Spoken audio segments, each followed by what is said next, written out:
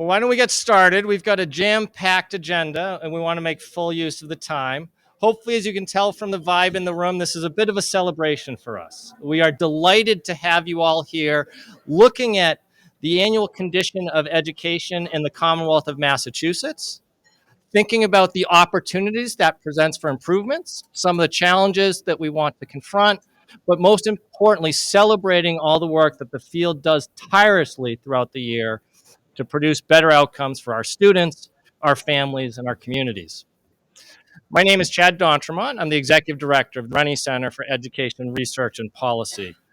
Our mission is to ensure that educational decision-making is based on deep knowledge and evidence of effective practice. Our flagship effort to accomplish that mission is our annual Condition of Education report. And as you can see on the slides here, this includes a number of things, only one of which is today's release event. We have the privilege to hear from our Secretary of Education, Patrick Tutwiler, and our three commissioners of education from early ed and care, elementary and secondary education, and higher education. I believe this is the only time each year that we get all three of them on the same stage speaking with each other, so we're delighted for that. We've also been sending out a whole series of announcements this week of what we like to call COE Week at the Rennie Center, and you can see on the slide, this includes a community conversation that we had directly with practitioners in the field. It's on our website at renniecenter.org, and we understand, and you'll hear them talk about real examples of many of the issues we'll talk about today, about how to transform learning environments to better serve their students and communities. We also will be releasing an action guide today, giving direction for where the state might lead, as well as an update on our data dashboard. You can see the full agenda here. We'll hear from the Secretary in just a moment. We'll preview that dashboard and action guide for you all to read post-event, and then we'll have a panel conversation with our three commissioners, and we'll introduce everyone in turn. But before jumping in, just humor me, please, in acknowledging and make a few folks in the room and making a couple of thank yous.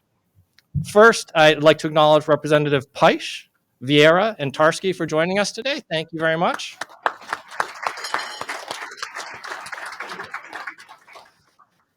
We greatly appreciate your leadership and know that it's invaluable in moving forward many of the ideas that we have been discussing for many years.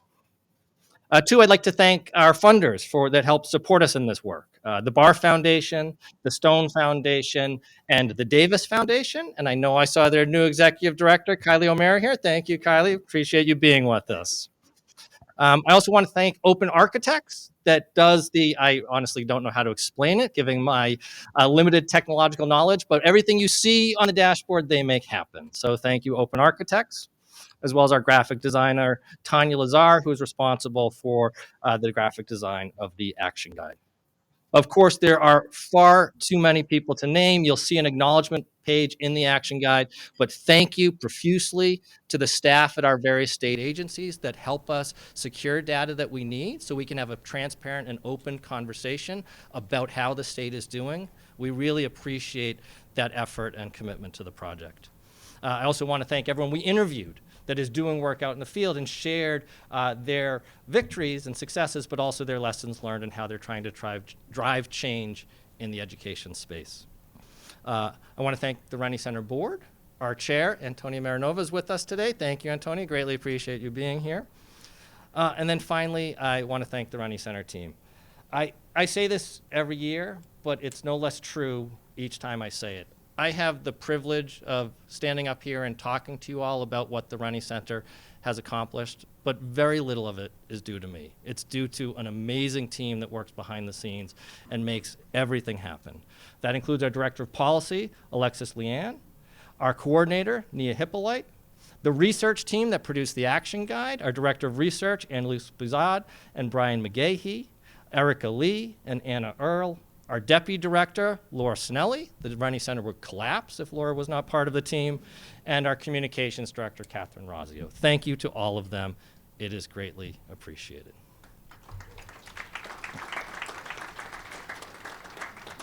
All right. I think we can get started. Secretary, I'm going to apologize in advance. I think this is high as the microphone goes. It's a little low for me, so I'm worried about you. But let me just say a very quick word. We have a tradition at the Rennie Center of going light on introductions because we think you're here for substance. But we are going to talk a lot today about making education more engaging, more impactful, and more joyful. So it's a place where all children and youth want to find themselves and engaged in a learning process. And every time I hear the Secretary speak, I can think of no better person that embodies that spirit of what we're looking for in our educational space. So, Secretary Tutwiler, thank you.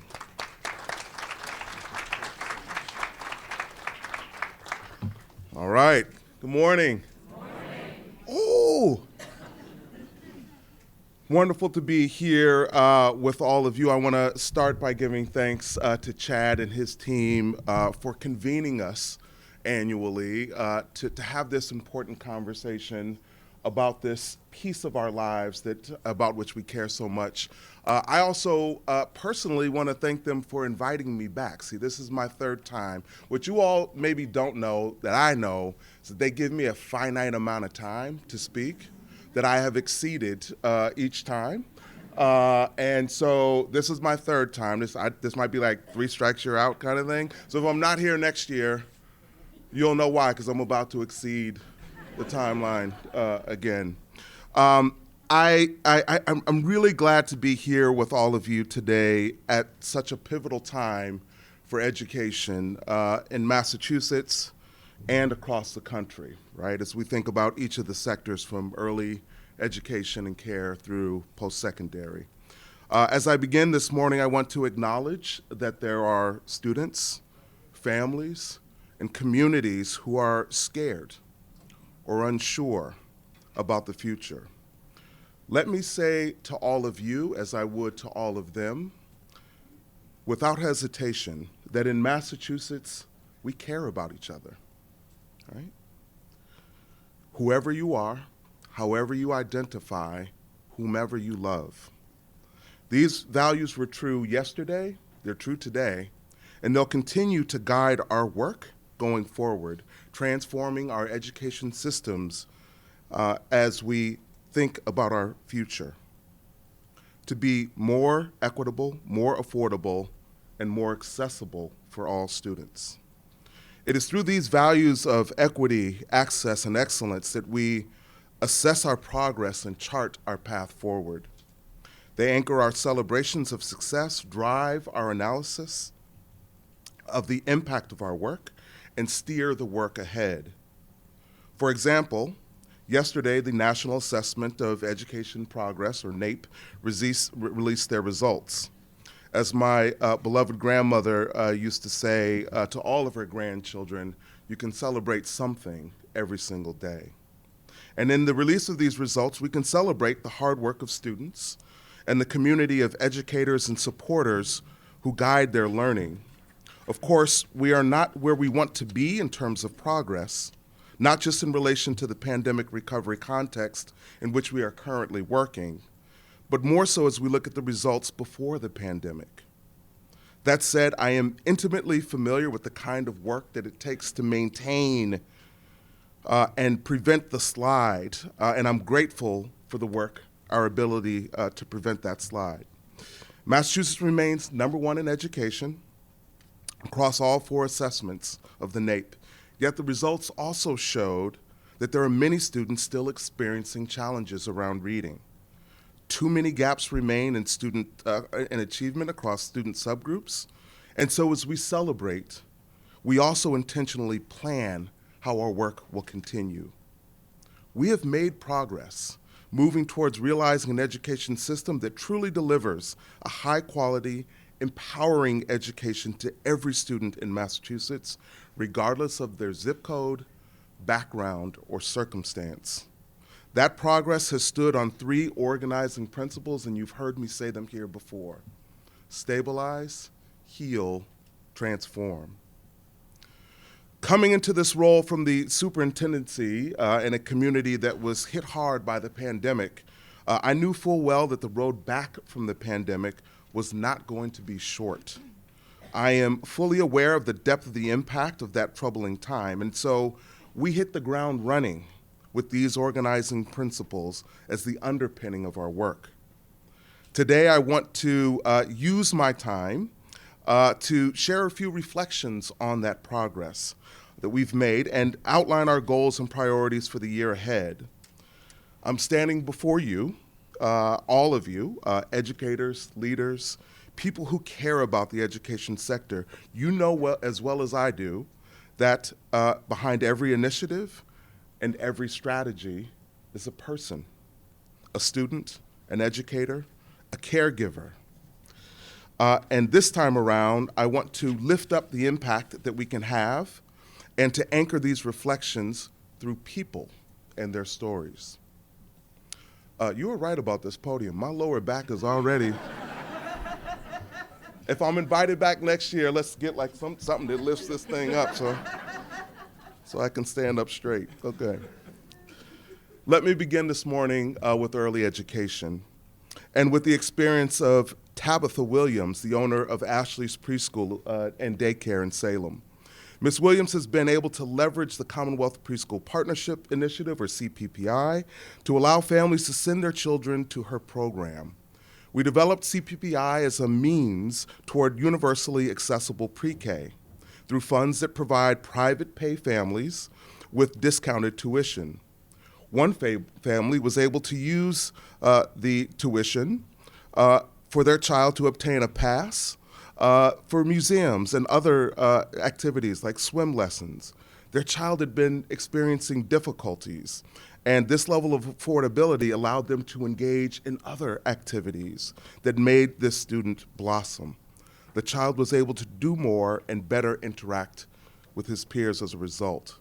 That family's experience is an example of the magic of CPPI, which helps expand low to no cost pre-K through classes in public and community-based programs, thereby leveling the playing field for academic success in general and kindergarten readiness in particular. I'd be remiss if I didn't highlight the second P in CPPI, which is partnership. Not only does this initiative expand affordable access to preschool, it creates the critical partnership between districts and early education providers, aligning materials, strategy, professional learning, all in service of creating a seamless, supported, and impactful experience for the student. Now, as it relates to impact, this year, CPPI is supporting more than 203 affordable preschool classrooms that represent nearly 3,000 seats for children across public and community-based preschool programs. We want to support all of the current grantees to expand access, adding more classrooms and more seats. We will also welcome new communities to join, focusing first on gateway communities.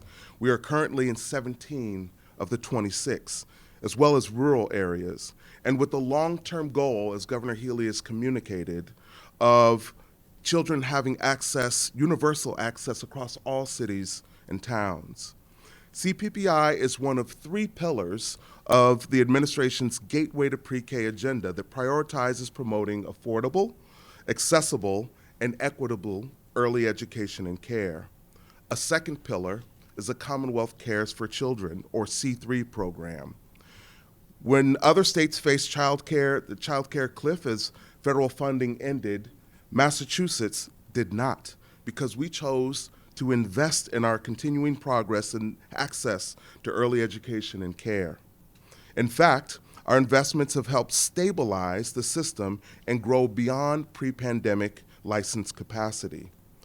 This administration, in partnership with the legislature, and I give my thanks to the legislators who are here, invested a historic amount in child care, including continuing C3 at $475 million each year.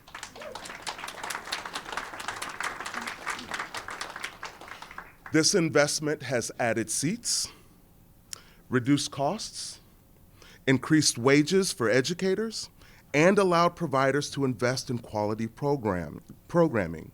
Under this administration, we have added more than 15,000 new seats for children of working families across Massachusetts. A lot of that growth is thanks to C3. The third pillar of our Gateway to Pre-K initiative is the significant reforms we've brought to our child care financial assistance programs, which make it easier for families to access help in paying for care and simpler for programs to administer. This year, we want to fund these programs at $1.1 billion to help families pay for child care, especially for those families being served by the Department of Children and Families and the Department of Transitional Assistance. Under the administration, child care financial assistance provider rates have increased by almost $90 million.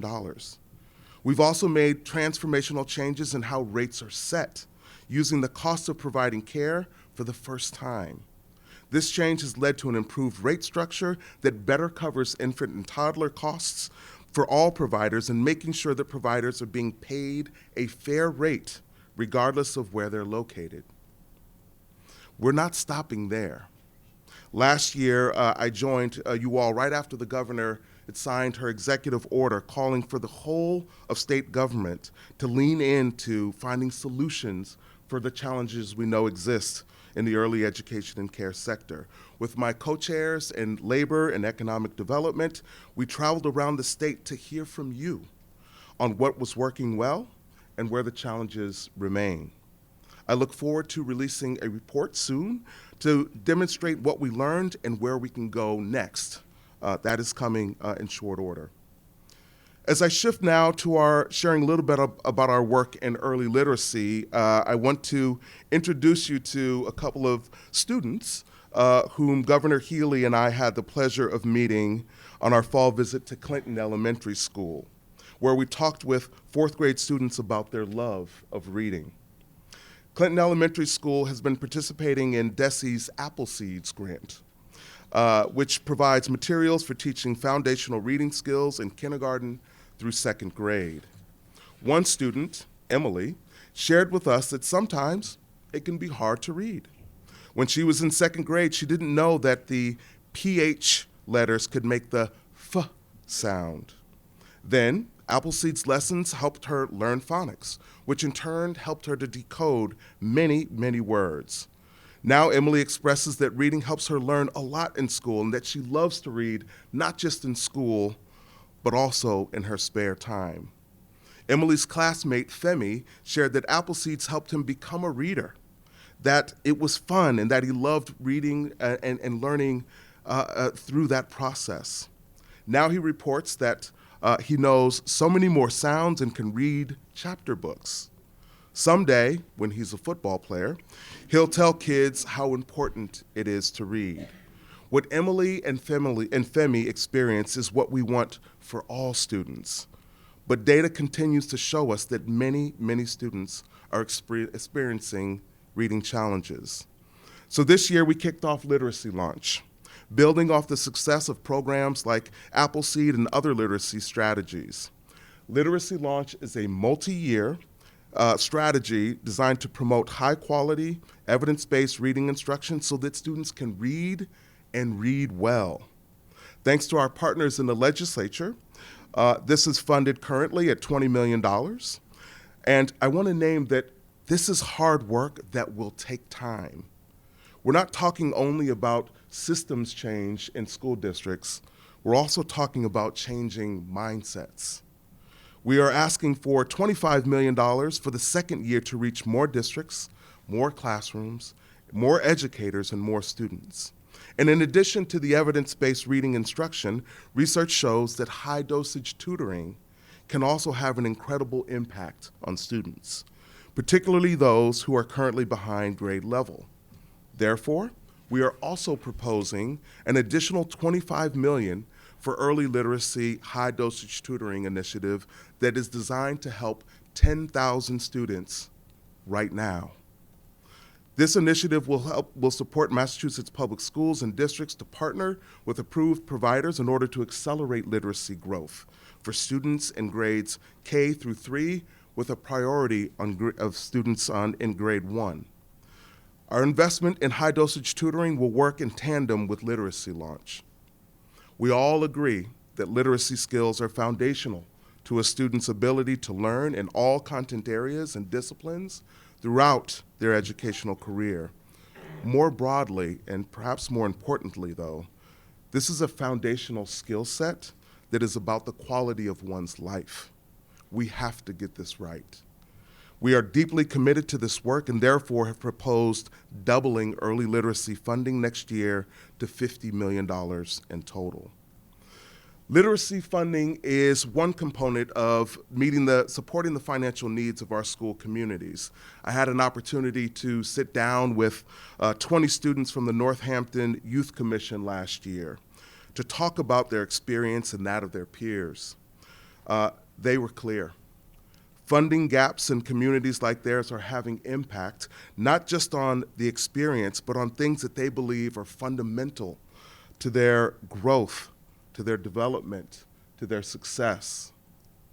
We know that, like many of us, school districts are facing increased costs and high inflation. For the last 2 years, the administration has fully funded the Chapter 70 increases under the Student Opportunity Act. This year, we plan to do that again, and going even further to make sure that districts have what they need to meet students' needs.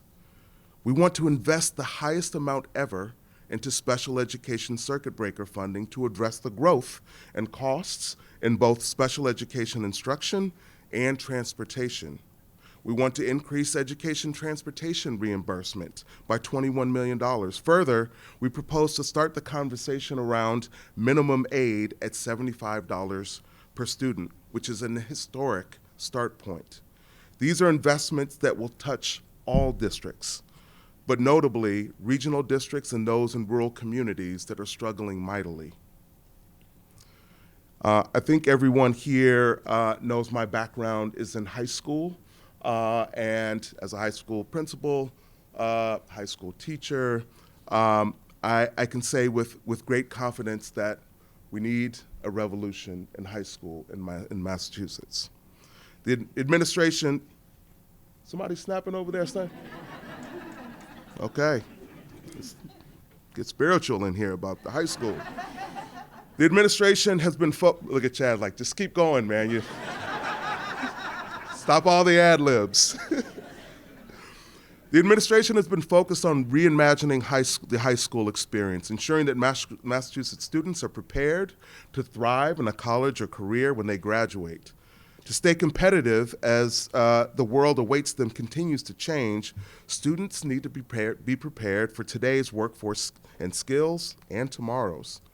To be the leaders we know each individual can be, students need to be able to think critically, communicate clearly, collaborate effectively, embrace creativity, and understand themselves and the world around them.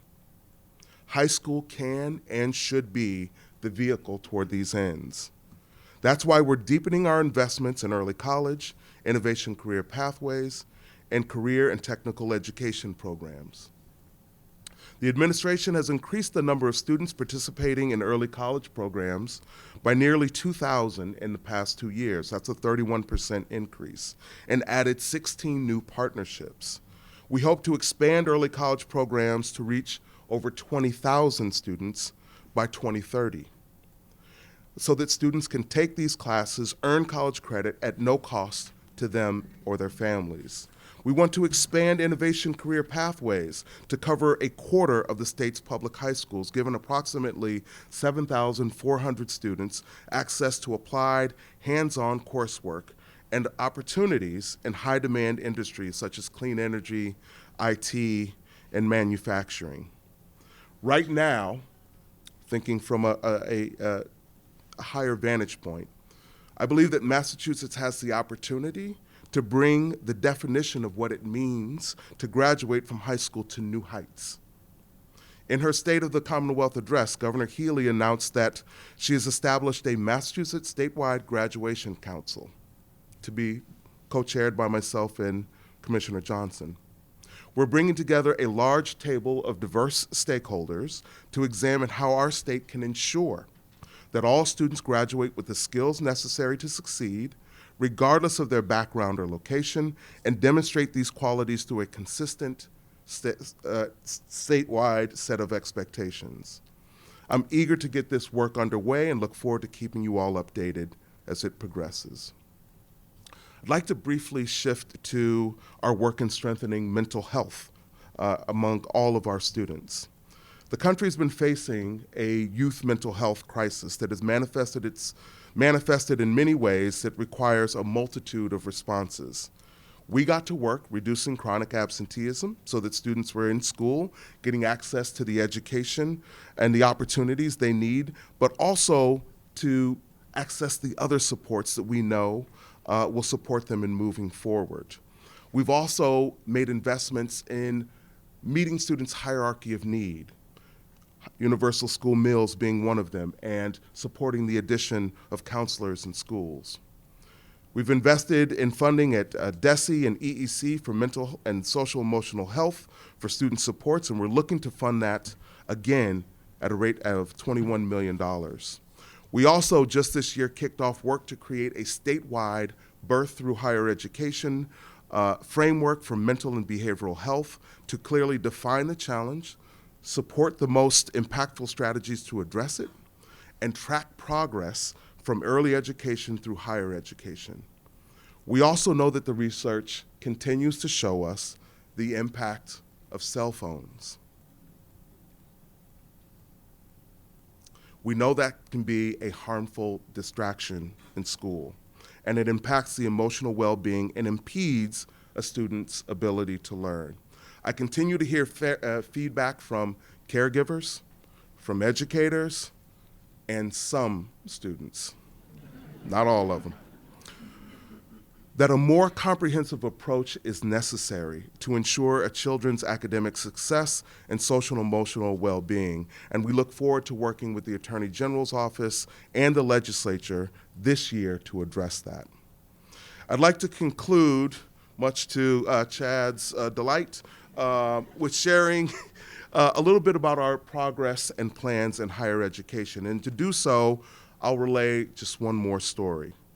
Last August, Karen Arujo and her family were losing hope that she'd be able to attend Framingham State University in the fall. Karen had aspired to be the first in her family to go to college, but the nearly $13,000 bill for the fall semester was out of reach.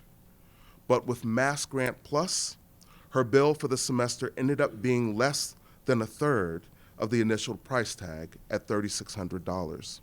In her words, "My parents have worked hard all of my life, but college is expensive. Before we knew it, I was a senior and I was figuring out how to fill out a college application. Then the bill came and the worry. But with financial support from Mass Grant Plus, she told us that all the stress melted away. She's been able to avoid taking out student loans, and if this level of financial aid continues, she may graduate debt-free.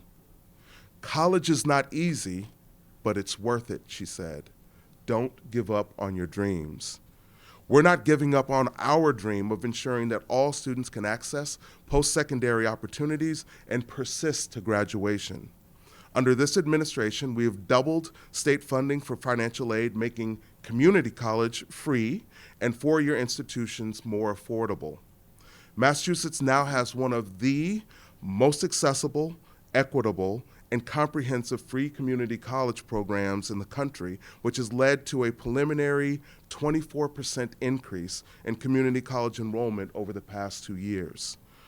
We've also expanded Mass Grant Plus, making four-year colleges and universities tuition and fee-free for Pell-eligible students and cutting the out-of-pocket expenses for middle-income families in half.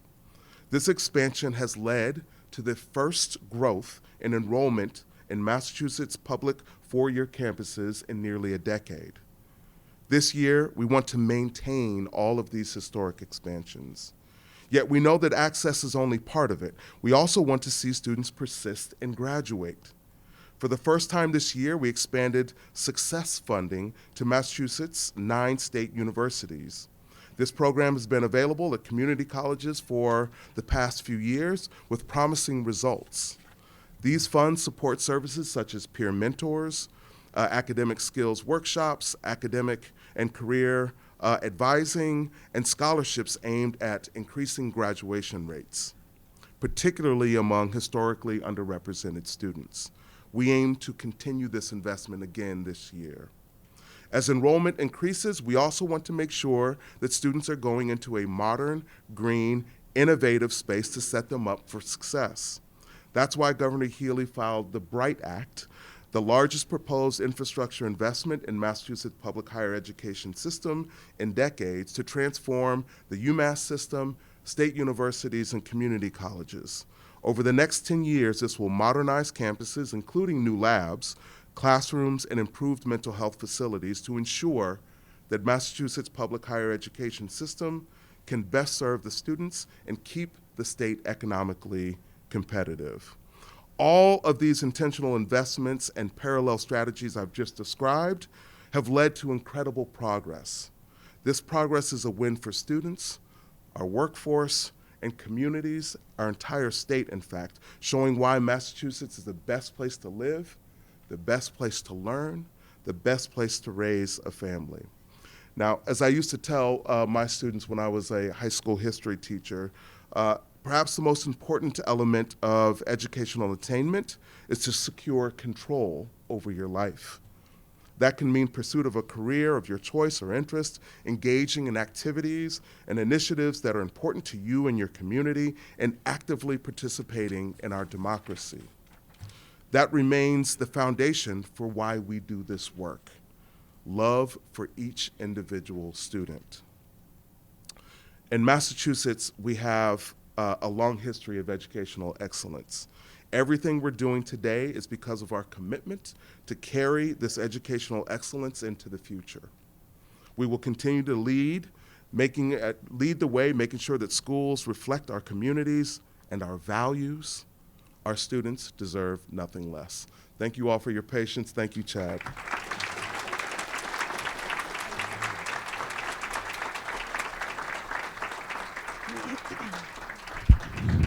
I'm going to pull it down a little bit. Sorry. Good morning, everyone. My name is Alexis Leon, and I serve as the Director of Policy at the Rennie Center. It's an honor to be here with you all today. Before I begin, I do just want to take a quick moment to express my deep gratitude for all of you joining us here today, both in person and streaming and live. The educators, school leaders, students who are here, advocates, and policymakers in the room. The work you do every day shapes the lives of our students and families across Massachusetts, and we are so lucky to collaborate with all of you.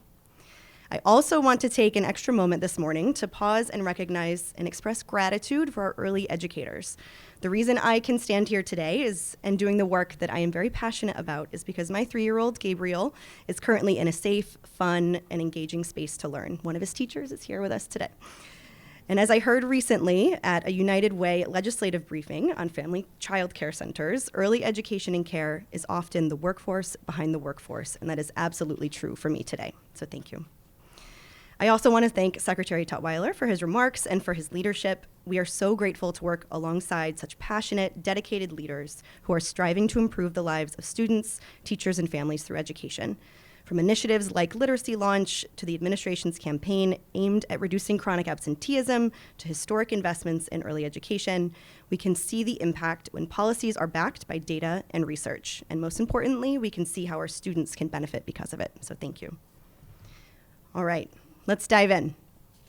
So Massachusetts, as we just heard, is a national leader in education, but leadership requires continuous improvement. At the Rennie Center, we believe data should inform our work, helping us identify challenges and target solutions. Today, I'll walk through some key data points in early education, foundational academic skills, post-secondary readiness, and student engagement. And as I walk through this data, I want to pose a central question.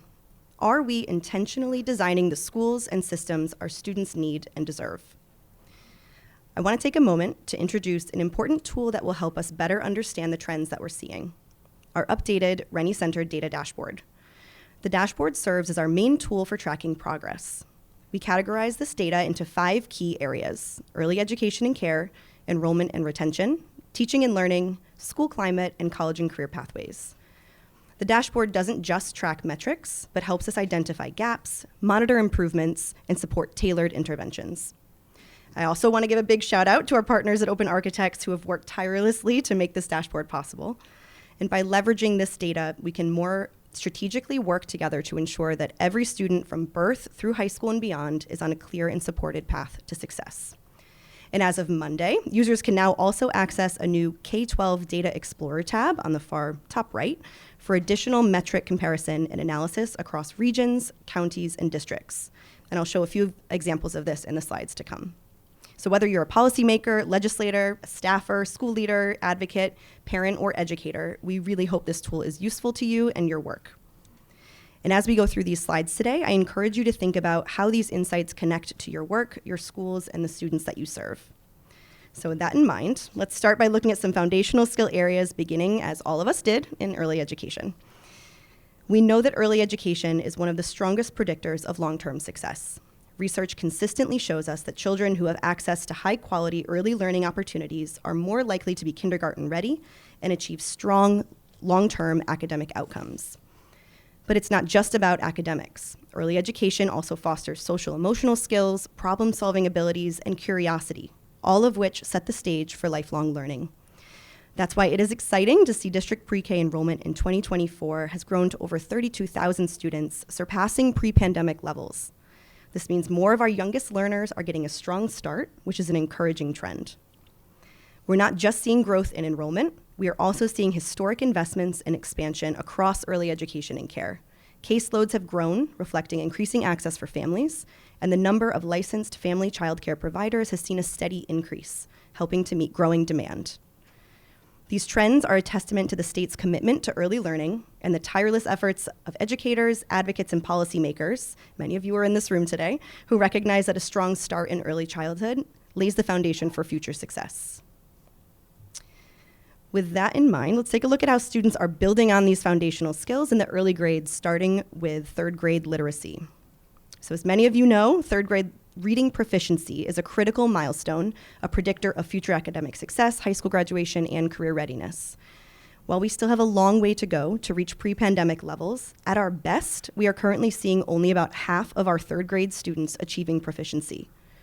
If we commit to using high-quality early literacy instruction and targeted interventions, we should realistically be aiming for upwards of 90% of students reading proficiently by third grade.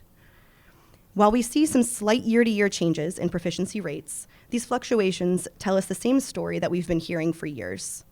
Massachusetts students tend to perform well compared to their national peers, but that isn't enough. The outcomes we see here today are not what we want for all our students, and they mask significant gaps. So the data shown here from our K-12 Data Explorer page reveals persistent disparities across regions, counties, and districts. We see similar achievement gaps among low-income students, students of color, English language learners, and students with disabilities. Moving on to algebra readiness and math proficiency, we can see that 10th grade math MCAS scores are again hovering around 50%, and this stagnation is especially concerning. We were hoping to see substantial gains as students return to in-person schooling, but these have not materialized as we've hoped.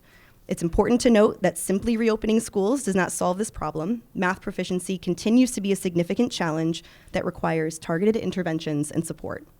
Many of the students shown here, as the secretary said, there's a person behind this data, they were profoundly impacted by the pandemic as 10th graders. They missed critical foundational math skills during remote learning, and this is especially problematic because as students advance through grades, they are continuously moving into more challenging math content without having fully caught up on foundational concepts.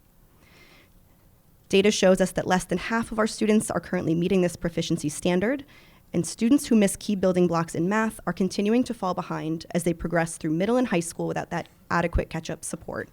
And addressing this issue is essential. Students, as they transition into algebra and more advanced math courses, this forms the basis for success in STEM fields and college readiness.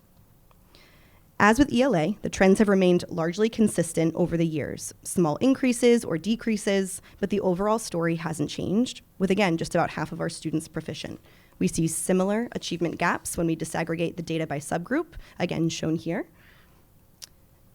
And here, looking at the Data Explorer page, you can see the differences by geographic region, county, and district, moving left to right. So we've just looked at some foundational academic skills, reading and math, both of which are essential building blocks for long-term success, but proficiency alone is not the end goal.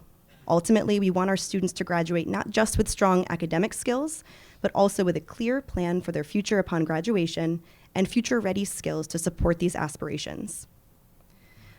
One trend we're seeing in post-secondary planning is an increasing number of students planning to go directly into the workforce or an apprenticeship program after high school. This is shown here in the orange boxes at the top of the graph, hovering now around 14% of our students. When we disaggregate this data by county or region, students' plans vary greatly upon graduation for what they're planning to do. These differences highlight the importance of being nimble and responsive to the unique aspirations of our students. It's also crucial to note that students should not be defined by the career opportunities just in their zip code, but are fully aware of their options so they can make informed choices about their futures.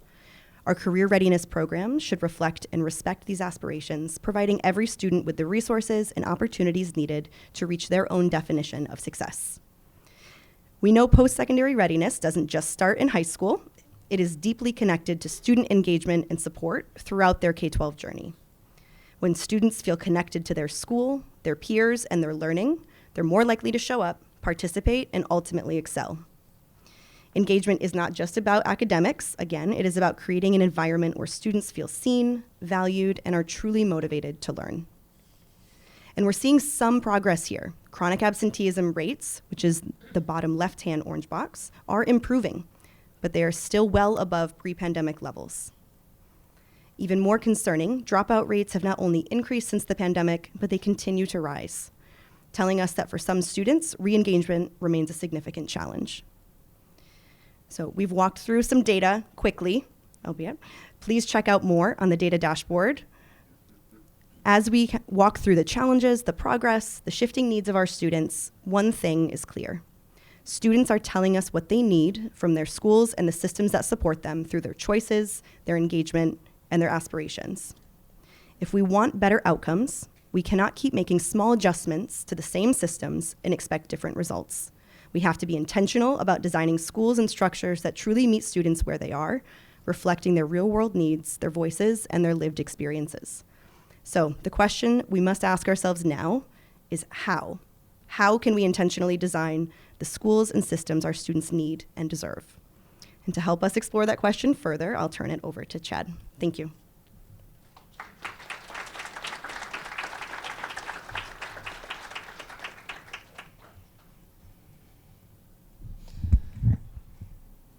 Hi, everyone. So that is a lot of information.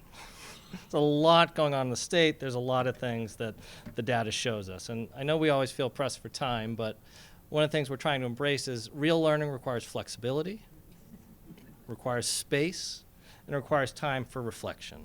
And I want to take a moment just to do that in a couple ways. First, give us a little bit of a break. I want to acknowledge that we actually do have students in the room. We have about 20 9th to 12th grade students from Boston Tech, from Full Circle, and from Westport. And please join me in welcoming them with us.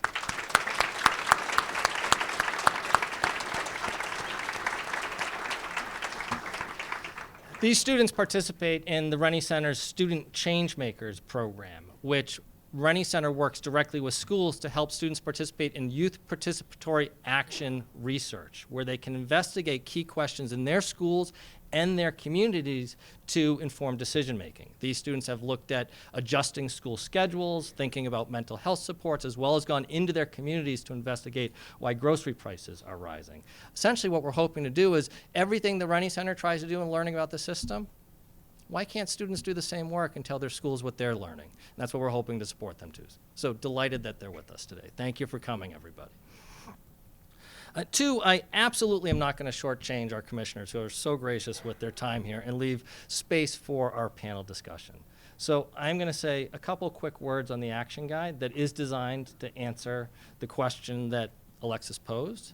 How do we design schools that meet the expectations for our students and their highest aspirations in a few quick ways, and then urge you to go read the report because it does a much better job of laying out this argument than I'm going to do in just a couple minutes. The way I want to make the case is by telling a quick story to get a little bit away from the data and all the policy information. My daughter, I've mentioned her before in COE events, my youngest daughter loves space. For years, she's said she wants to work at NASA, at Mission Control. Well, actually, either that or she wants to be a teacher. And it makes sense. She loves Legos, and she loves puzzles, and she loves to build things. She also has a personal connection. Her great-grandfather, my wife's grandfather, worked in Mission Control. He helped put a man on the moon. He was actually in the room during the Apollo 13 space mission.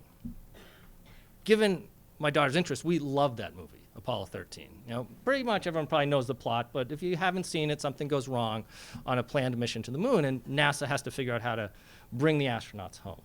And one of our favorite scenes is this moment where they discover that the astronauts are running out of air, and due to the damage in the spacecraft, they don't have the proper equipment to solve the problem. And the scientist bursts into a small room with this box of stuff that he just throws out on a table. And he turns to everyone and he says, "We need to put a square peg in a round hole using nothing but this." A couple of things happen, and then you edit to a flash cut, and you see these triumphant scientists walking down the hall with this big apparatus that looks like an elephant trunk, that they've managed to figure out how to fix air filtration system thousands of miles away in space. And every time I see that scene, I think to myself, this is what real learning looks like. And then when I look at my daughter and she says, I want to do something like that, the next question I ask is, well, you go to school every day. Why do we need to wait? Now, admittedly, Hollywood does an amazing job of making learning come alive, right? Think about Dead Poets Society and how they introduce poetry by students walking in the lives of past students and the own lives they hope to live. Or October Sky, it's another one we love. It's about a competition to submit an experiment into a national science competition, and the students involved learn how to propel rockets or learn how to figure out rocket propulsion at a time where we didn't really know how that worked. If you've never seen it, it includes a young Jake Gyllenhaal, by the way. I would honestly argue, for my money, the best example of project-based learning I've ever seen is School of Rock. It was an amazing program for those students to get engaged in the learning that they're engaged in. Now, I know when I say this, I'm talking about fantasies. All of the examples I'm talking about, no one has to worry about students' basic skills. They've got them all mastered so they can focus on the exciting part of learning. Resources are unlimited. Seems like only a couple subjects matter. No one has to worry about the schedule. You can take a field trip at any time. But given that Hollywood is busy selling us what we want to see in the world around us, I think there's an important lesson there. That we often have become so absorbed in figuring out how to optimize the efficiency of our educational system, we tend to forget why we want students to learn in the first place and how to best go about it. And the most important thing, as Alexis just pointed out, is students are no longer waiting to tell us that it is not working. There was a national representative survey by the Yale Center for Emotional Intelligence that came out in 2020, before the pandemic. And 75% of students responded had a negative attitude towards school. 50% were bored. 70% were stressed. 80% were stressed. If we don't take action now, the trends that we're seeing around student engagement are only going to increase. Now, there's an old man get off my lawn type of mentality that might say, well, hey, if this is working, it's what students might have to put up with. But it's not working. It's not producing the achievement we want. It's not producing the attendance we want. And it's not producing the mental health and well-being that we want for all of our students. So it's necessary that we make a change. You know, Secretary, I don't know if I made a face when you were talking, but I swear it was not about you going over the time limit. It was about the fact that you talked about redesigning high school. And the thought I had in my head is, high school? You ain't seen nothing yet. We need to think about redesigning the entire system. And that is what the Rennie Center's 2025 Action Guide is about. It's a bold call to ask us to think about how we approach the learning that students engage in. in 4 key ways. One, we need to prioritize. And when I say prioritize, that means focusing on core academic skills by going deeper in learning over breadth of content. So it includes literacy and numeracy and scientific reasoning and civic engagement in a way that students can fully learn those skills and master them. It means personalizing, though. We have known and talked about for years that every student is different. We all know that you don't go to a health clinic and everyone gets the same treatment regardless of their ailment. Why has it become so hard to differentiate among students? We need to begin taking seriously that both instruction and support should meet students where they are, build on their strengths and passions, as well as address their needs. We need to create space to practice. If we are prioritizing and personalizing, there needs to be space for students to learn these skills well. Knowledge and skills are gained by practicing them repeatedly. Now, to be clear, that does not mean skilling and drilling all the time. There are plenty of ways where experiential learning that takes students out into the community can give opportunities to practice critical skills. And finally, we need to pursue, meaning create opportunities where students can align what they're learning to the things in their life that are most relevant and aligned with their students, with their interests and needs. Excuse me. This is the case we make in the action guide. In the interest of time, have I mentioned you should read it? We're going to suggest, I'm going to leave it there and say dig in with just a few caveats, or a few little addendums. As you dig into the report, you'll read about that this isn't just a big pie-in-the-sky idea, that there are places where this is happening. In Chelsea Public Schools, which is using virtual one-on-one tutoring and in partnership with Ignite Reading to prioritize literacy skills while personalizing intervention for first grade students. In Salem Public Schools, which is completely re-envisioning their middle school by bringing real-world learning into the students' experience, where students actually went out and went into the community during haunted happenings and figured out what the economic impact was in their community as part of the learning process. In both of these examples, assessments of student learning has shown achievement going up. Again, this isn't just about making learning fun. It's about making it effective by aligning it, with the science of how students learn. And we offer, in doing this, a way to think about building a vibrant and fully invested in research and development sector for our educational space. There's a lot here. I won't go all the way into it, but the idea is that we need to invest in targeted ways around providing flexibilities for educators to try new things in key markets like around literacy and champion those efforts. So we start experimenting with finding ways to figure out what works. In closing, I want to offer 2 thoughts. The way I think we need to move forward is recognizing that there is a huge disconnect between what research and science tells us about how students learn and how we have structured our schools to get through the day. I want to be clear, I'm in no way suggesting that the countless hardworking educators out in the field don't get this. I think absolutely they know how students learn.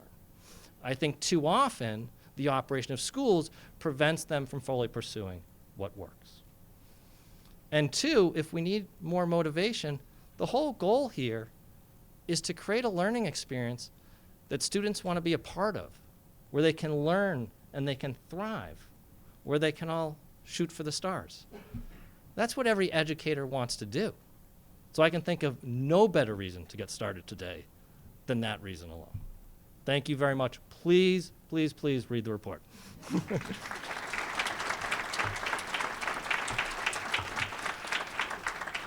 All right, I think we're more or less back on schedule. I would like to invite our commissioners up to the stage. Please join me at the big chairs.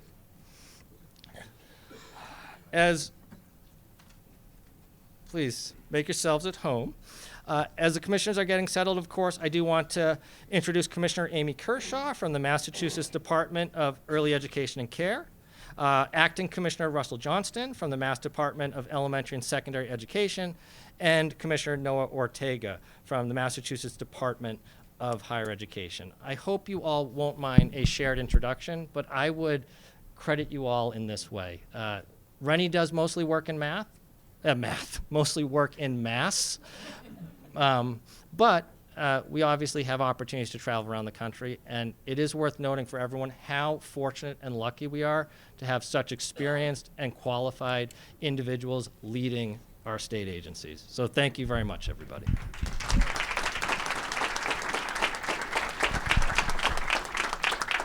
All right, and I am going to come over here, so I'm not yelling at you all from across the room.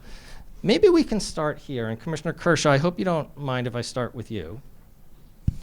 We heard a lot of stuff, all good stuff. I don't think I heard anything I disagreed with, but it's a lot.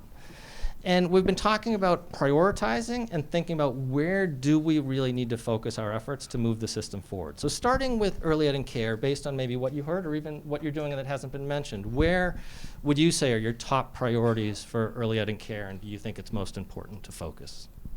Well, thank you, Chad, so much for having me, and also to Alexis for your amazing research, and to all of you for being here this morning.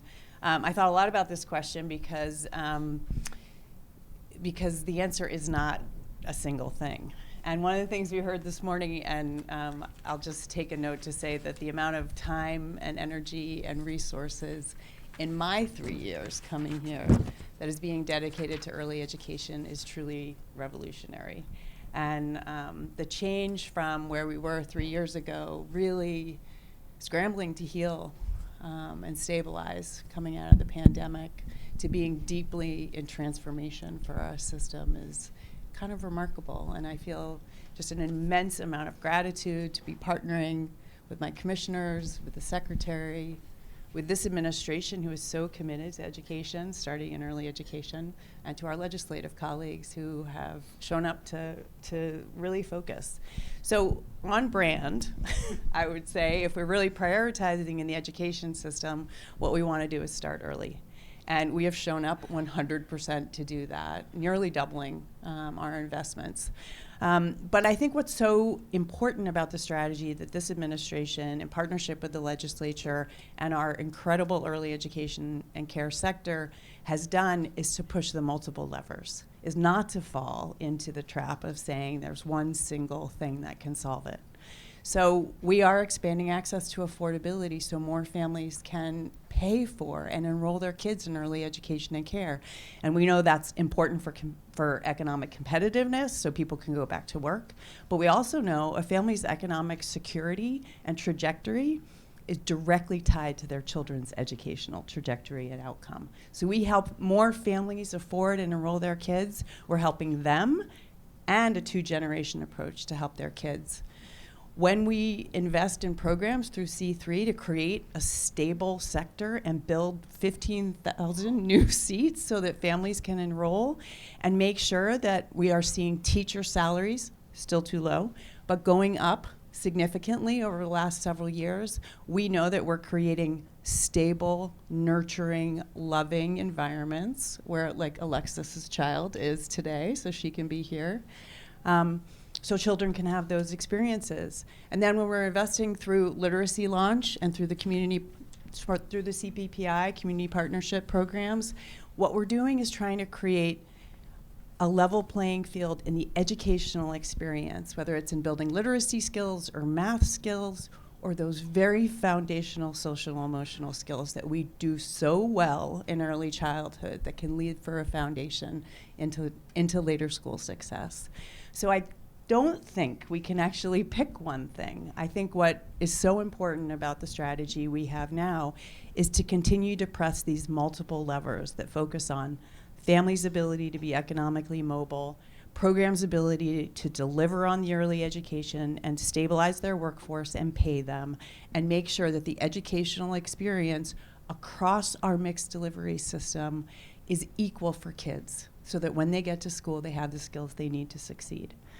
And I'll just say one other thing that we've realized over the last couple of years, which is that early education and care alone, an agency, will not be able to bring that transformation. So the governor's executive order, which said everyone in labor and workforce development, in our economic development, in housing, in technology, in administration and finance, and health and human services, go back, look at your programs, and figure out what resources we can bring from all of those systems to increase technological capacity, to increase workforce opportunities, to treat our early education and care programs as the small businesses they are. And we are really starting to deliver on that. So I'm sorry I don't have one priority, but I will say that I think we are on the right track, and we have a lot of challenges in our system.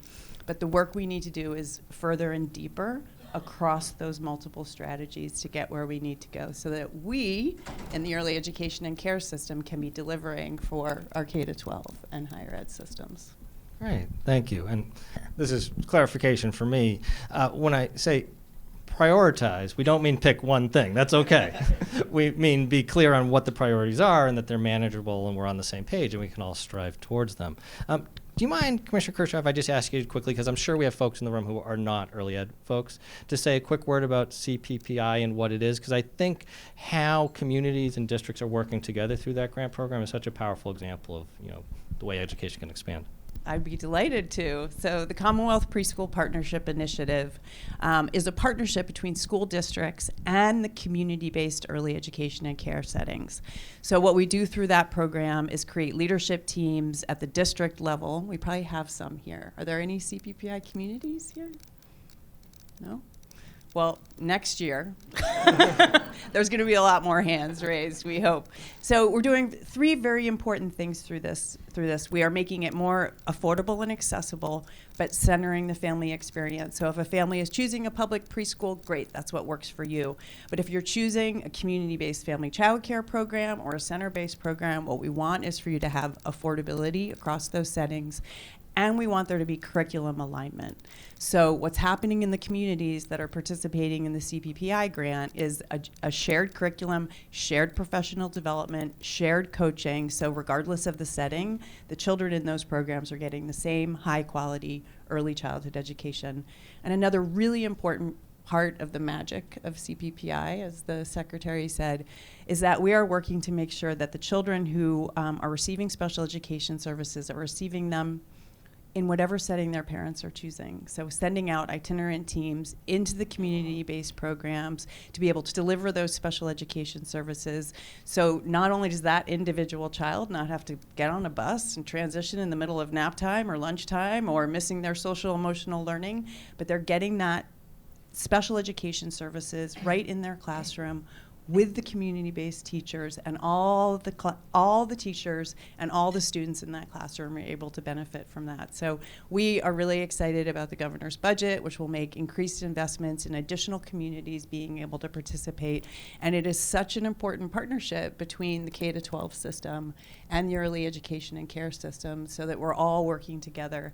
And what I'm really excited about with Literacy Launch is that we've built on that same principle. So we've pushed the literacy work down to age 3, and also are working in alignment. So through our Literacy Launch program, we're also creating these community-based partnerships.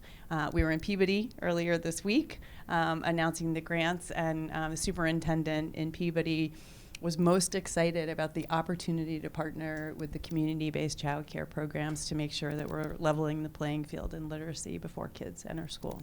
So it's a long answer to your question, but Perfect. Delighted to be able to share about CPPI. Thank you very much. Commissioner Ortega, why don't we come to you next? You don't have to go last. And would love to ask you the same question, as we think about prioritizing, doesn't need to be one thing, what do you see as the key priorities for your department? Absolutely. And Chad, thank you for having us here. It's always a pleasure. I'm trying to do my best to scan the room, but my 5-decade neck can't always go all the way over there, but I do want to acknowledge that side of the room as well, because we're really pleased to be able to share. Yesterday, I had the privilege of meeting with my board to have a retreat to kind of endorse the priorities for higher ed moving forward.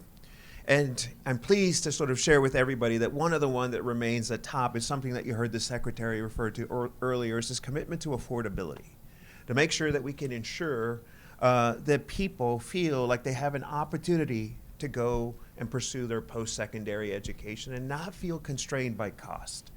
Knowing that we can offer community college for free is phenomenal. Knowing that we can offer public four-year university opportunities to those who are of highest need is also wonderful for them to feel empowered to go. And then knowing that as we see the median income in Massachusetts continue to increase, we've got to do more for our middle class students as well to make sure they can afford it. To be able to cover their costs by at least half also makes a big difference. So affordability will continue to be the way that we want to address in higher ed what would be similar to the engagement crisis. How do you get people to enter, or those who have stopped out to come back in as well, which is phenomenal when you think about Mass Reconnect as well, targeting those who have maybe been away for a few years who want to come back in and do community college for free, regardless of their family income as well. Second to that is something that thinks a little bit more about the purpose, right? The why for post-secondary pursuit. I think about my own personal story on what drove me to higher education. It was pretty simple. I wanted to make more money than my parents. I was tired of growing up poor in rural Texas. And I was looking for a tremendous amount of individual, what we would now term as benefit from a post-secondary pursuit. We've got to acknowledge that people are looking for mobility in their lives. They're looking for economic mobility primarily as a driver to go in there. And so yesterday the board moved to say that's going to become an important priority for the department as well. When folks pursue a college education, be it whatever path they want to go in, we need to make sure that it leads to some sort of mobility in their lives. We didn't stop at economic. We even took the extra step of saying the social mobility matters as well. How well engaged are you in your civic responsibilities to be a contributing member of society and really make the Commonwealth a better place again? And so we're looking at those two items as being kind of our top priorities. And obviously, when you open up opportunities for a number of people to attend our colleges and university, you don't want them just to enter the system. Much like the challenges we've been talking about, you want to make sure that they persist and complete and then move on to do something that's going to give them a better life. And so success is the other area where we've put a lot of emphasis. You've seen the legislature and administration really mirror that in their investments by really almost doubling financial aid in Massachusetts. We've gone from being one of the top 20, I think it's 25th state or 24th state in the country, to now going up to number 12. And I know that when those analyses get done again, we'll continue to inch forward as a state that's doing a lot on affordability for all our students. And what I would also emphasize is, like many of the states that are leading the country in investments in financial aid, lots of them are investing in need and merit. Primarily merit is where you see. In Massachusetts, we are primarily focused on need-based benefits for our students, which is tremendous. We are targeting our dollars on students who need the most support, but also making sure that we broaden the umbrella to understand what does need mean in this contemporary economy where many of us find ourselves challenged with the type of investment. So that's our priorities, Chad, in a nutshell. Right. Thank you very much. Appreciate it. Commissioner Johnston, down to you. What do you see as the priorities for elementary and secondary ed? Thank you, Chad, and welcome everyone. I really think about this question with three words that begin with the letter C: commitment, coherence, and collective action. And when I start with commitment, when I think about those data that we saw today, and thank you, Alexis, my colleagues and I at DESE, we look at those same data. Those don't come as a surprise to us, but it hurts every time. And nothing about that feels good or satisfying right now for the students who we have the privilege to serve. And when we look at those data at DESE, we go further, even further, I know your report does too, to disaggregate those data, to say who is benefiting and who is burdened right now by the educational experience in our state, and how does that break out by race? How does that break out by disability? How does that break out by income status? And it's that understanding where we are that helps to create a commitment across DESE, not on paper, but frankly with a growl, to say we are staying hungry and staying committed to making a change so we don't come back year after year and keep seeing the same results. And that leads us to our coherence framework. I was a superintendent in Massachusetts. For years, just about every week, you get a new email from the DESE about some great new opportunities, some grants, some guidance that was coming out. And even though my hair never moves perfectly coiffed every day, it was like getting your hair blown back in the wind, because it's like there just wasn't a coherence really from the department. When we think about intentionality that Alexis talked about, when we think about design and intentional design, it felt like individual action, but not coherent action. And so we've really worked to strengthen that coherence. We have started with that coherent being our education vision, that all students are known and valued, that the learning experiences that we want to see in every classroom, whether we walk into an art classroom or a chemistry classroom, is that the learning is real world, relevant, and interactive. And we firmly believe, and as a special educator, I tell you this from the bottom of my heart, with individualized supports, students can excel at grade level or beyond. And that is driving our work in a new and unique way at the department, where we are saying, you know what? Every team at DESE, we have to plan together at exactly the same time. You don't get to start and launch your initiative in November and somebody else in February. We're saying it's all happening now. Right now, this winter, today, all of our DESE teams are working to make sure that we design what initiatives we're bringing to districts next year that are aligned to that vision that I just told you about. And you know what? We're holding ourselves accountable. We're saying if it's not aligned, it doesn't go forward. And so that's that coherence framework that really matters, because here's the important thing. There are 450 of us at the DESE, serving 915,000 students in the state. And Chad, we've seen that movie too. It is often in ancient Greece. It stars Gerard Butler, and it tends to be like you're watching the screen and going, that looks really hard, right? But it's that same determination, right, that we see on the screen that DESE brings to the work, bringing fantasy to reality, of with coherence, we can make change. And the final part is collective action. And I believe firmly that to change what we saw on that screen today, it goes way beyond one organization of 450 to make a change. It makes collaboration across state agencies and with the executive branch and the legislature. It also is the power and strength of our professional organizations across the state. So for the first time ever, we are bringing together the leaders of the Charter School Association, the Superintendent Association, both unions are equity leaders in the state, and DESE on a regular basis. We are meeting every month for an hour and a half, and we're asking these same questions about these same data. And you know what?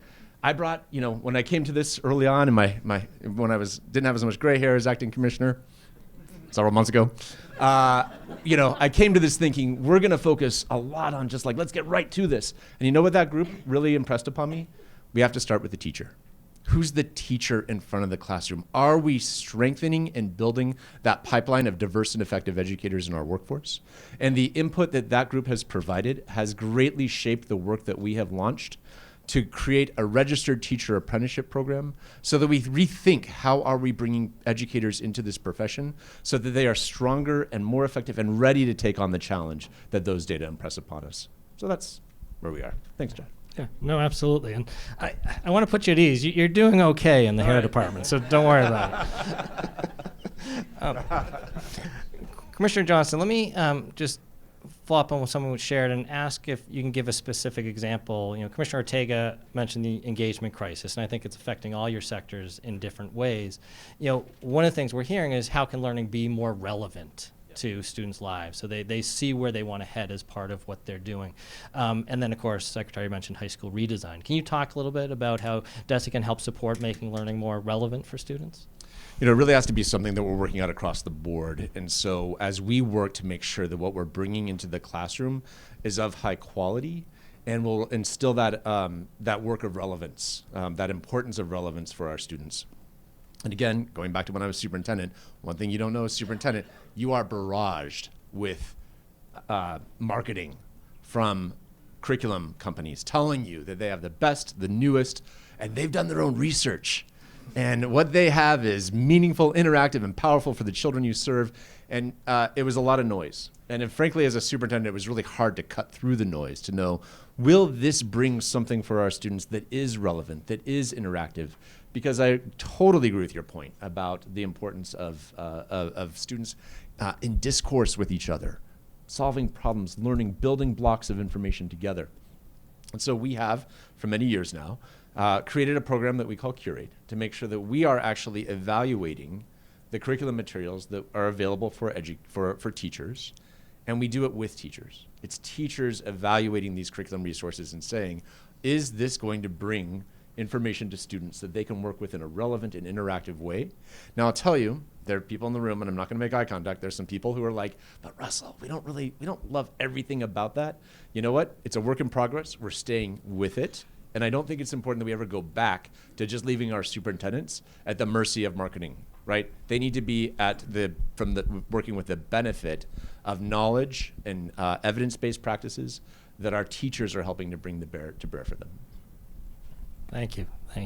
Commissioner Ortega, I'm going to come back down the line. And in my mind, the question about relevance view is a little different. Alexis suggested some data, or presented some data rather, that showed, a diversity of interests among students as they think about post-secondary and balancing college and career and keeping full options open to everyone. How do you navigate that space and make post-secondary opportunities really attainable for students but aligned with what they want to do? Yeah, no, and I appreciate that. And I think the relevancy conversation in higher ed takes on a really troubling narrative. There's a number of folks at the moment, and you've probably heard it repeated in the national limelight, which is questioning the value of college, right? A lot of this is led by a number of different factors. One of the biggest one that we attributed that dialogue to is cost, right? You're paying a lot for college, although students tend to overestimate costs and underestimate financial aid, right? And when you begin to look at it, it really hasn't increased at the level that often you hear. It may have at some individual schools, but collectively not at all of it. But cost is a big thing. The next part is trying to figure out, how can I get what I need to go on and do the thing that I want to do with my college education, right? And often that means changing the way that we think about our outcomes. It doesn't have to translate solely into the achievement of a bachelor's degree, although we know a bachelor's does provide higher earnings for students over time, $1 million more than someone who doesn't have it. But doesn't even have to just be about an associate's degree, which also provides individuals with a mobility, right? It should also be about other credential certificates that also lead to the ability for someone to engage in school for the time that they can and then go out and do something that's beneficial. So we're really emphasizing the importance of elevating those types of opportunities for students on our college campuses to make their learning relevant in a way that attracts them back to the institution, and that's extremely important. Often that also means coupling the curricular activities with some co-curricular opportunities as well. You've seen programs like co-op and other working opportunities for our students really begin to flourish. We wish they would move a little faster, and we're trying to find ways to incentivize that. But there are a few places where a student can begin to engage with their career or profession pretty immediately, and we're seeing that that pays dividends for a number of folks, making their experience that much more relevant. We do need to rethink the way that we talk and promote post-secondary opportunities for our students, because our concerns around relevancy really are almost existential for many of our colleges and universities. People fear that young people are making decisions not to pursue a post-secondary pathway because they're hearing a narrative out there that's extremely troubling, right? And I think the more that we do to make it more affordable, as we've been doing in Massachusetts, the better that we align it with things that let people see where they're going to end up in the future. And the more that we address time to degree, which is something that's extremely important, we'll probably see more people realize that this is a great opportunity. I'll end with this because I think in this discussion it's important to know. We spend a lot of time trying to identify why college matters for a number of people. And I'll point out, when those debates begin to break out on whether or not college is worth it, it's usually had by people who are beneficiaries of college education themselves. That speaks highly. They know that it led to some perfect outcomes. And in many ways, we feel like it's being directed at the people that we're committed to serve, which is those that have historically been underrepresented at our college campuses. So I'll leave it there for you. No, thank you. I very much appreciate you making that last point. Commissioner Kershaw, I would actually say I don't think you have a hard case to make about the relevance of early education and care. I think the rest of the system has a lot to learn about how we personalize and provide space for practice and allow students to pursue interests in the early ed space. But I do think about this engagement crisis that seems to be system-wide, in a different way for early ed, which is ensuring families have access to care that they need. So can you talk a little bit about how you can go about supporting families in having access and continuing to expand the sector? Yeah, definitely. And, as I was thinking about the relevance, and you're right, I mean, one of the amazing things about the early education and care system is that we have this diversity of programs. So if you want to choose a Montessori program or a family-based setting that's mixed age group, or you want to be in an outdoor preschool, which are increasingly growing, that we're driven by sort of the family's interest and choice. And we don't want a one-size-fits-all, because families, whether it's location or hours and times of day or cultural approaches or languages or special needs or interests, that one of the things we really want to do when we're thinking about access in early education and care is supporting that diverse mixed delivery system, but bringing a level of affordability for all families to be able to enroll their children in programs that make the most sense for them. And we know many families are having to make choices that might not be their top choice because they can't afford those options. So we've been doing a lot to make childcare financial assistance easier to access. We're serving thousands more families than we were coming out of the pandemic. We're making the governor's budget, $1.1 billion in child care financial assistance, which will enable families to have additional choices. One of the things that's also happened in our system as a result of C3, the increase in rates, and making the system just more easy to access both for families and providers, is that we have gone from about 50% of our licensed providers participating in child care financial assistance to closer to 68%. So the number of programs that are now interested in participating in child care financial assistance and serving families who have help from the state has expanded, which means greater diversity and greater access and choice for families. So we have a lot of challenges in the affordability. We're among the most expensive states in the country for child care. We have a number of families on the waiting list, and we hope very much through the governor's budget and the support of the legislature to be able to reach additional families. Thank you very much. So I think we have time just for a couple more questions. I just sort of like to open it up to all three of you. And one thing that I think would be great for the audience to hear is to think about how you all can work effectively together. So are there examples of how one or all of your departments are working effectively on partnering on specific initiatives? As the middle child, I'm glad to start because we really have the benefit of working with both of our co-agencies in this important work. And really when we think about our youngest learners, that continuum of learning, and particularly early literacy, from our early childhood centers all across the state in all of their forms, to what that means when a student enters into our public elementary system, has to be seamless. And it's just been so gratifying to work together to lay the foundation and know that the foundation is growing into what we have in our public schools together. And it's really taken a lot of concerted effort between our organizations, and it's really paying off, and it's great to see it grow. And then when I think about the other end, right, around as we are launching students into college and career, programs like early college have been so important for us to define how can we make our students successful as they bridge between their high school experiences to their college experiences. And so it's just a joy to work on both sides of it and to see how things can come together for our students.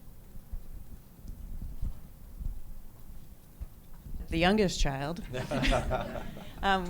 I think the state of the collaboration among our agencies is the strongest I've ever seen, at least in my time working in state government, and that starts at the top. So the secretary is relentless about the three agencies working together, and that the education continuum is birth all the way through career. And so that expectation, I think, runs through all of our directives from the secretariat on down into the agencies. And we are working incredibly closely with our K-12 system, again, at sort of every level. And I think you have to think about it that way too, right? So at the state level, we're collaborating and putting out early literacy and reviewing each other's grants and thinking about the Commonwealth Preschool Partnership Initiative.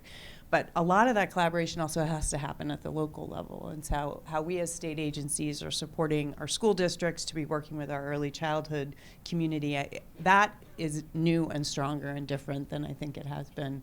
And then in terms of higher education, they're an incredibly important part of our workforce strategy. So we have a broad workforce strategy, new apprenticeship programs, credentialing, but higher education is a very important pathway for the early education workforce. And in the last 3 years, we have worked together on new scholarship dollars, making scholarships more easy to access, more relevant, to expand who's eligible to receive them, to expand the majors that folks who can access these programs, to add fees and stipends to make it much more accessible.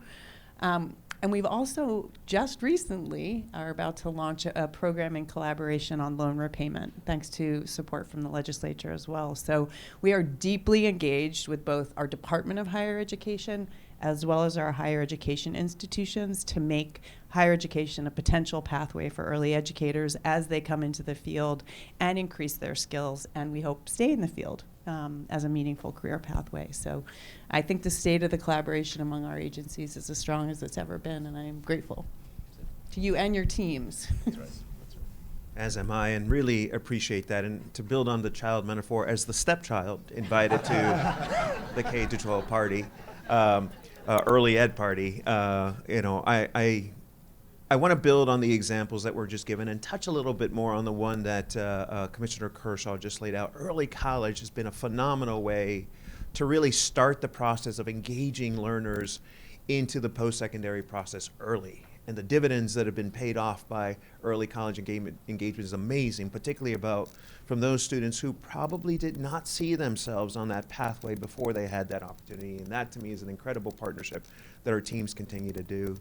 But in the educator workforce strategy, which is, I think, what Commissioner Kershaw was emphasizing with investments in scholarships and loans and grant programs as well, that's a really key area of where this collaboration happens, both formally and informally, in the way that we think about programs. Being able to incentivize more young learners to see themselves on a pathway to the educator profession is extremely important. We've got the Tomorrow's Teacher Scholarship Program that pays full cost for those students who are eligible for this to continue their education in pursuit of a teacher certification as well, which is phenomenal. The loan forgiveness programs really makes a big difference when people realize that in choosing this profession, they can find themselves with additional benefits that are going to help them deal and manage with some of the concerns they may have in terms of their own expenses personally.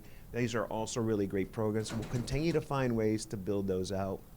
But also within our colleges, there are ongoing conversations happening between deans of schools of education, with members of the DESE team as well, and members of ECE as well, to discuss what they can do better to make sure that when young learners are coming into our schools, how may they exit these programs understanding the ideas of culturally appropriate pedagogy, for example, culturally relevant ideas, ways to engage people more effectively in applied learning, and then even beyond the formal kind of education that goes into moving into the certification path, there's also the idea of what we can do in terms of development long-term as well for people who want to circle back in and pursue other types of certificates and credentials. And so we're really trying to explore more ways of collaborating in that area.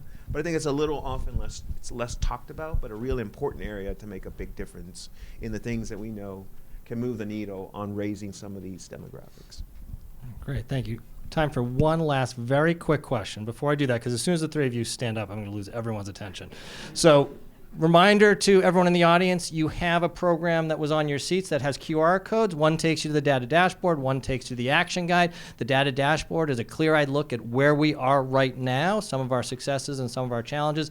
The action guide is where do we need to go to break out of these patterns that keep repeating themselves over and over and over again, as we saw with the recent release of the NAEP. Please check them out. Last question. I'm going to pin you down to one thing. This time it's one thing, but we have talked about challenges, but we also started today by saying we also want to celebrate. I love that idea that there's something to celebrate every day. And I want to leave us with that. So can I ask each of you to point to one thing that you would share with the audience that they should check out to know that there's really good work happening in your field? It could be something at the department. It could just be a district, a program that you know about. One thing that demonstrates success that people should go check out. Anyone can jump in. I'm happy to start.